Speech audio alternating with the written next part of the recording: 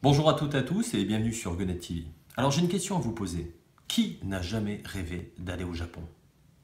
Bon, bien sûr, il y a les Japonais puisqu'ils y habitent. Mais globalement, beaucoup de personnes souhaitent y aller. Malheureusement, le billet d'avion est assez cher, la vie là-bas est assez chère, donc on est parfois obligé de vivre le Japon par procuration. Alors parcourir le Japon, c'est ce que je vous propose dans cette émission, avec une bande dessinée de Florent Chavoué, Manabe-shima.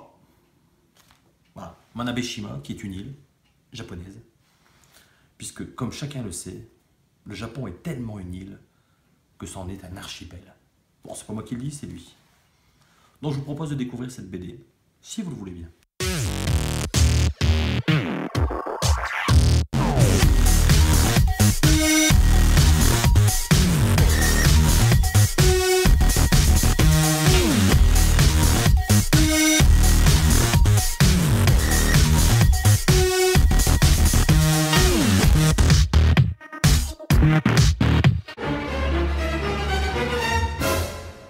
Alors pour cette nouvelle séance de Retro Riding, on va faire un petit bond en arrière de 6 ans pour arriver en octobre 2010 et faire un arrêt sur Manabe-shima de Florent Chavoué, un auteur à qui l'on doit également Tokyo Senpo, un très bon livre que je vous conseille fortement.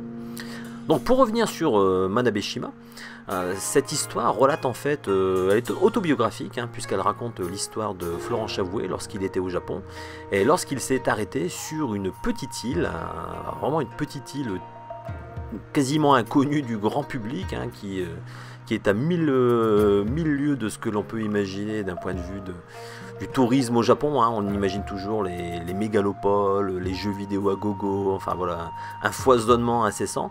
Et ben voilà, non, là on est complètement à l'opposé, on est sur un rythme beaucoup plus lent, une île voilà, je dirais à taille humaine, puisqu'on parle souvent de l'île aux 60 crabes et guère plus d'habitants, pour reprendre les termes de l'auteur. Donc voilà, donc on est dans ce contexte avec une petite vie japonaise typique au quotidien, une petite ville qui s'égrène je dirais au rythme des petits rebondissements de l'île, et on prend beaucoup de plaisir à découvrir ces petites histoires, ces petites anecdotes à travers le trait très fin, quelque part semi-réaliste et cartoonesque de l'auteur, parce qu'il a une finesse dans le trait et un talent pour mettre des couleurs adaptées à ses dessins. Et chacun de ces dessins, c'est un véritable tableau, un tableau vivant en fait, où ça fourmille de détails. Je vous conseille d'ailleurs de manipuler le livre dans tous les sens, parce que ça fourmille de détails. D'ailleurs, il suffit de regarder le cadeau bonus que nous offre Florent Chavoué, une carte assez imposante, entièrement dessinée à la main. Et c'est vraiment, je dirais, un cadeau sublime qu'il nous fait, parce que c'est tout simplement magnifique.